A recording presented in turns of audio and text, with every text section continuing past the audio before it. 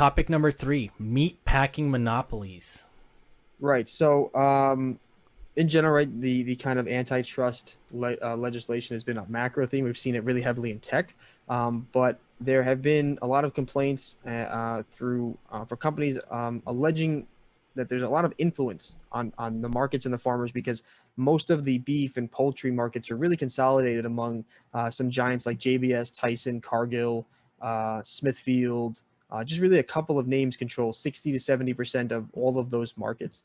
And what it does is it creates, the argument is that it creates competitive harm to the farmers because they can buy from specific people and not buy from everybody else, and it's hard to get them to be paid. It's hard to get them into the markets, and they have this so-called tournament system that is used by chicken processors to determine how much farmers are paid for raising chickens. Shows the needs for reform. He says under the system, farmers compete against one another on payment, with the most successful earning more for their chickens, while less productive farmers earn lower pay.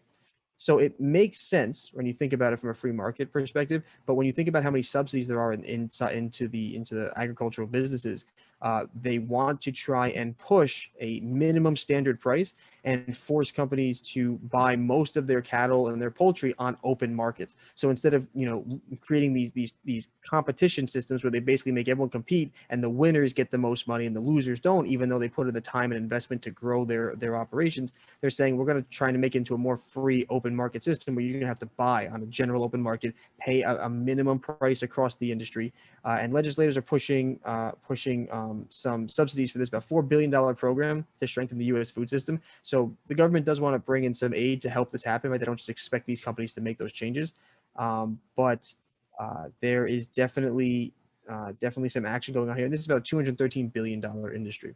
So with the size of this and the amount of control they have, it's very interesting that they're coming out and saying that this should be changed and that they want to make these companies make these big changes. So it's definitely something we should look for if you're invested in these industries or in these sectors, or you're invested in these companies. Watch out, because I think a macro theme that's happening now across every industry as well is that the government is going to be looking for monopolies. They're going to be looking for people that have uncompetitive practices. They're going to be looking for people that have price control, and they're going to come after these companies in a way that tries to limit their ability and break them up because they want to perceive more competitiveness down the line.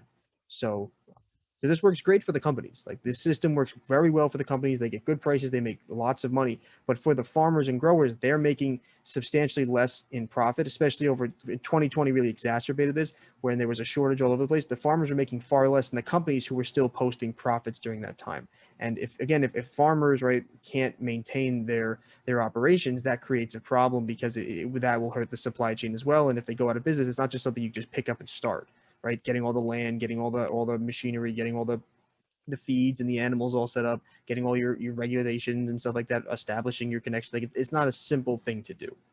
So definitely something to watch for if you're, especially if you're in these sectors. But I think we're just seeing a general theme of antitrust, where we'll be seeing governments, especially the United States government, taking, I think, a look at everyone.